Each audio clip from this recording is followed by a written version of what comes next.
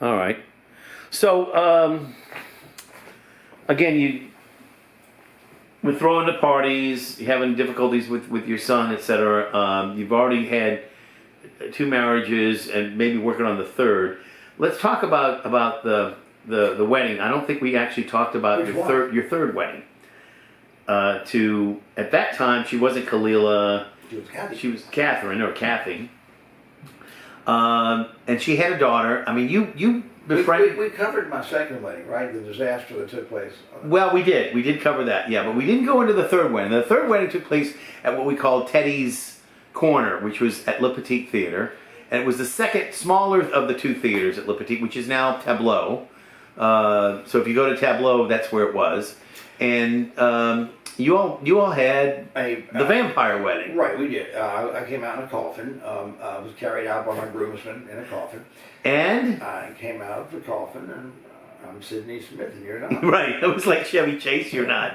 And, but the wedding was kind of bizarre, but I figured if I was going to get married again, I would make it a media event. So I contacted all the local as well as, national media, and they billed it as Ghost King Marries Vampire Queen. Right. And so, How far away did the story go? I really don't know. Yeah. I wasn't. I just know that I saw. It was selfless promotion, if you will. Course, basically, absolutely. You were really trying to promote the business as well. Absolutely, sure. Haunted History Tour, 100%. The brand. You got to promote the brand, and so I did promote the brand, and so. I mean, I remember Cousin Molly was there. I mean, your mouth dropped about 2 feet. Yeah. I mean, it was a lot of. I mean, I think my mom pretty much took care of. She understood that it was theatrical, but I mean, a lot of people who probably didn't understand the whole concept of drinking the blood. Did you drink blood? Yes, you drank stage blood. You didn't drink real blood. I don't even remember that. It was in a cup, a chalice, and it was the wedding was officiated by your therapist or someone who was doing. Somebody was doing therapy. I didn't even remember who officiated the wedding. Now, yes. It comes back to me now. Now, who was that? I mean, what was her name? Ann Teachworth. Ann Teachworth, who was a Gestalt therapist. Gestalt therapist. Okay, I didn't know what kind of therapist. I knew she was a therapist. Did she work for you, or did she work for Catherine at that time? I met her on my own, but I think Kalila met her separately and knew her separately. But and of course, she came out in pink smoke. You came out in the coffin. I remember that. Yes, she came out in pink smoke from the back. I mean, it was an amazing theatrical experience. I mean, I had to say, you topped yourself just pretty much. Although that was a pretty tough one to top. That third wedding was I think pretty much over the top. I mean, I thought the log cabin, etc. for the second wedding, and I didn't know all the drama behind the scenes. The fourth wedding in Mardi Gras. Well, that was the next one I was going to say. The fourth wedding, I think, had a bigger budget than all of them, probably. I mean, I was getting older. I started getting more money. Use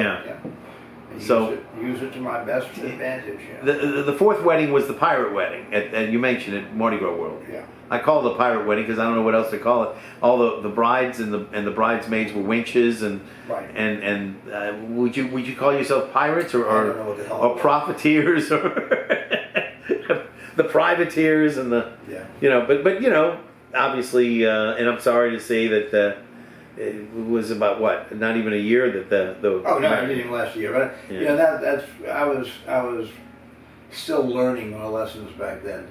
It's a shame that. But you like being married, Sidney. You enjoyed it. No, not anymore. No, I know now you don't. But it's just a shame we get old too soon and wise too late.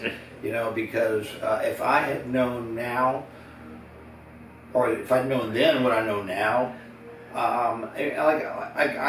I tell the girlfriends that I'm with today that they're actually, it sounds cocky and arrogant, but they're actually very lucky to have me at this stage of the game, because after 70 plus years, I have finally learned how to do it right.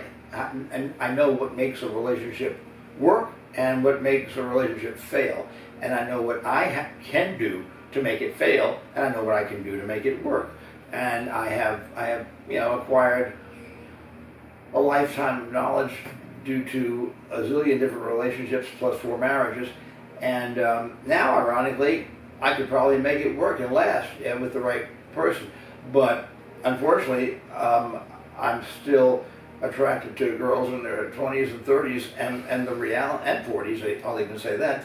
And the reality is that me now at 71, it's not even logical that I would have a long-term relationship with a girl in her 20s, 30s, or even 40s at this point.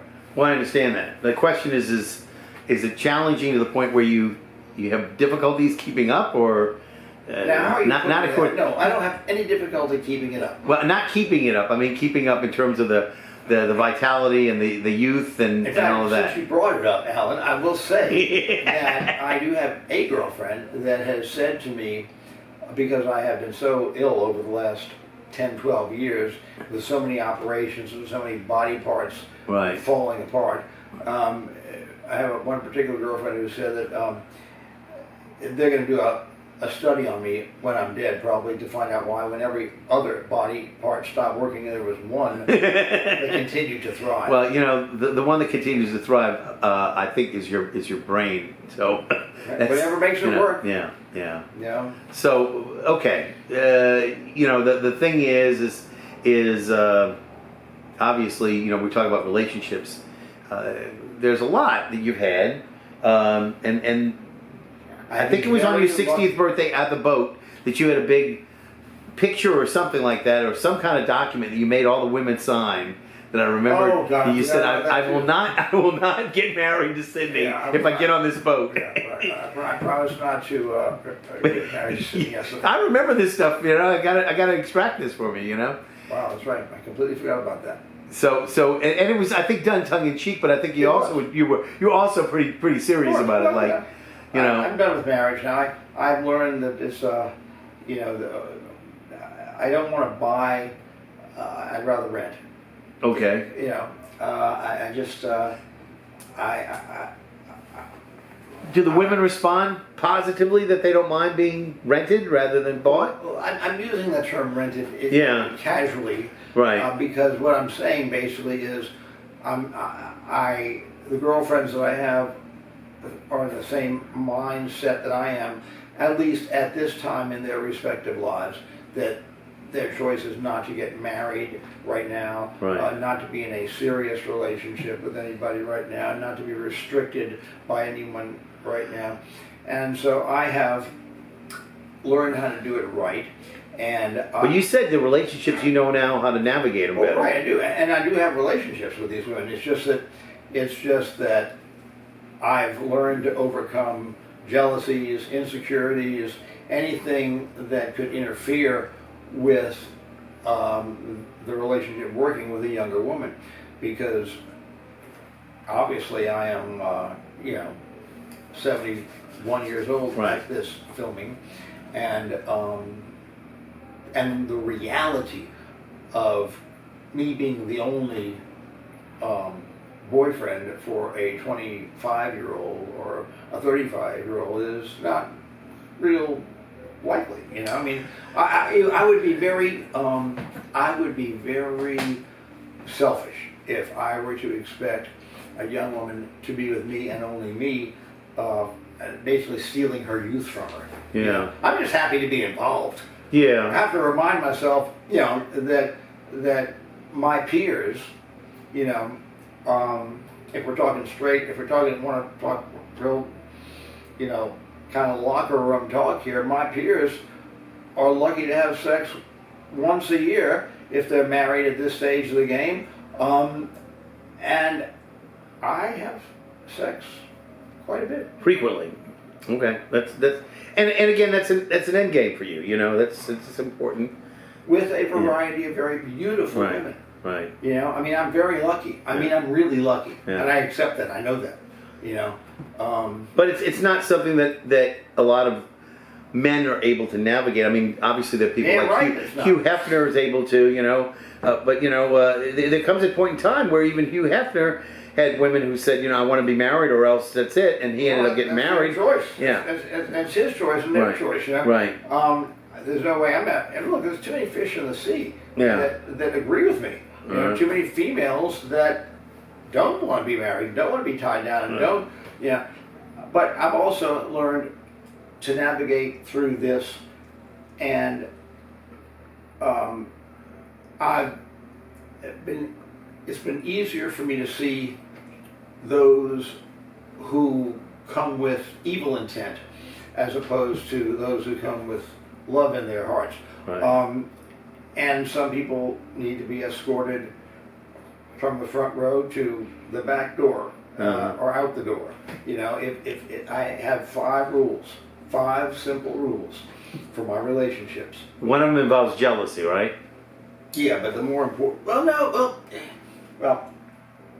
It's just interesting how you navigate that, because the nature of women generally, when they get into a crowded room or whatever, is to be jealous of somebody who's closer. Not depending on what you've set up, what boundaries or what parameters you've set up in your relationship. If I ever feel jealous or insecure, I have to remind myself that I'm damn lucky to still be in the game at all, much less be in the game with, you know. Right. I'm not so much worried about you being jealous. I'm talking about them being jealous of others. No, who are close. No, for the most part, this generation. Look at this generation. The 20-year-olds of this time. 20-year-olds, for the most part, it's a whole different world.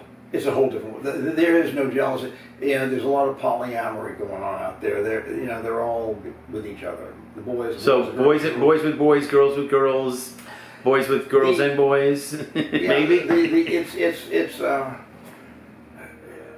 I come. It's very fluid. I Is what come you from a different generation, Right. ilk.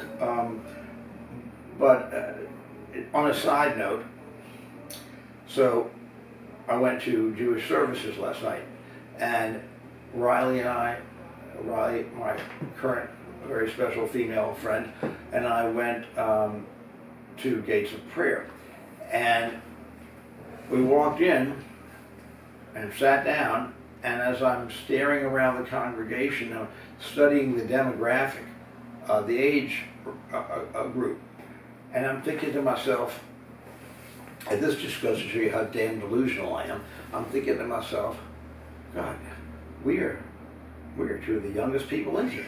And then I realized maybe she's one of the youngest people in here, but I'm the same age, if not older, than the people I'm looking around at, thinking to myself, holy shit, well, that's a reality check. That was a come to Jesus moment. Yeah. In the synagogue. Do you recall seeing anybody, coming up to you last night who you hadn't seen in a long time at I saw service? one person came up to me last night who I hadn't seen in a long time, and that was Gerald Levine's wife, Okay. Susan Levine. She came with me, but I didn't recognize anybody else. But it did look like an extremely elderly crowd, and I realized that probably 70% of the people in that room I'm at least as old as they are. Yeah. Well, you Don't feel like it, you're a lot younger than they are in mind and in spirit, etc. So, but again, maybe that's part of not being married that keeps you alive, alive and young. Yeah, for sure. Being around younger But people. the 5 rules are, number 1, don't bring me drama. Yeah. If I feel like this is becoming some drama situation, if you're a train wreck, this is not your stop. When you say drama, you mean drama that it could be in the form of ex-boyfriends, ex-husbands, jealousy issues, drug issues, alcohol issues, whatever. Don't bring me drama. Now, that's the main one, the most important one. Number 2, don't steal from me. Right. Obviously, don't play me. Don't lie to me. And if you can possibly make this happen, don't fall in love with me. That last one's a little tricky because I've even actually fallen in love with one of the girls that I've been involved with after I told myself this is not a good idea. But it's just that they're very hard not to fall in love with because they're not jaded yet. They are very sweet. They for the most part, they don't have evil in in their soul yet. They don't hate men yet, and they have usually very joyful personalities, and it's a pleasure to be around them. Yeah. I was amazed when you first started telling me about some of the things, because I always used to think that the women were actually, kind of gravitating towards you, but it was a lot more of an active search on your part to find them. It was both. Actually, some of the women came to me through other women that I was involved with. Some turned their girlfriends on to me. I mean, that's how unbelievable this situation is in this day. Well, that is, because you would think that they would want one to. was leaving town and told me, I have a girlfriend that I want to introduce you to. Right. And I still see that girl to this day. Yeah, that was a few years back. Mm-hmm. What's the biggest stumbling block in a relationship that you've encountered that from the rules being broken? In my relationships? Yeah. Well, it can vary. I mean, in the old days. I mean, have you had anybody try to steal from you? Anybody lie to you? Anybody? Well, sure. That's why they get escorted out the door. Yeah. I've had a couple of bad situations. I mean, I'm not going to continue to allow myself to be ripped off if it happens once. Shame on you. If it happens twice, shame on me. And it's not going to happen twice if I catch them the first time, and it's a blatant, if it's a blatant rip off or a blatant lie, or it's there've been more than a few instances where I have broken up with a girl and brought her back in if I felt that maybe she was what's the word I'm looking for here? When you do your time and you're okay, but let's say she was able to be trustworthy again. Yeah. Let's just say that. Yeah, well, that's fine. But at the end of the day, if you are enjoying, these relationships only last as long as both people are enjoying it and having a good time. And when it stops, you move on. You move on to somebody else. And I just, what's the most relationships at one time that you were actively involved with, or let's say juggling, that you were catering to this one, to this one, to this one? I mean, was it 2, 3? Probably 5 or 6. 5 or 6. Truly. And did you feel like you were able to do it well without any problem? Yeah. Okay. Don't ask me how. It just. Yeah. Okay, but I mean that's. I mean, but you have to understand, everyone has to like each other.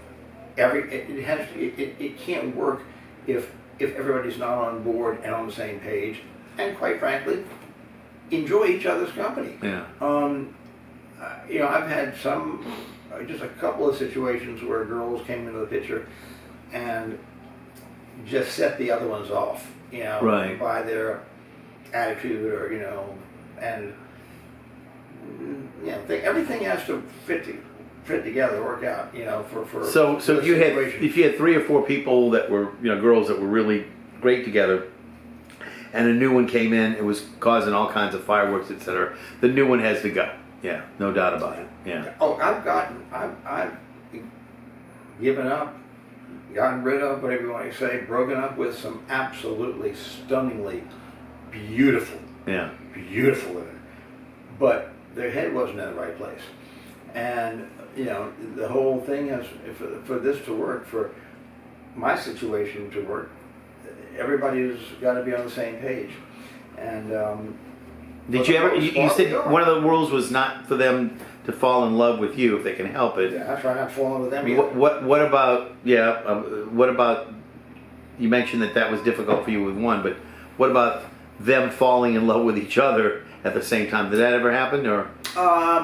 It happened once where one of the girls had to remove herself from the situation because she fell in love with one of the other girls that I was involved with, and she could not, Yeah. continue in the situation like Well, I mean, the idea is that you're the axis, and if you have another axis that comes around, it can be a bit of a problem. Yeah, I understand that. So, But I've lived this lifestyle now for so long that I think it's normal. I think it's actually kind of normal. And I don't really think twice about it. And I used to worry if somebody would judge me for being with a much younger woman. I couldn't care less anymore. I really don't. I mean, I am totally 100% transparent, and people can think what they want to think.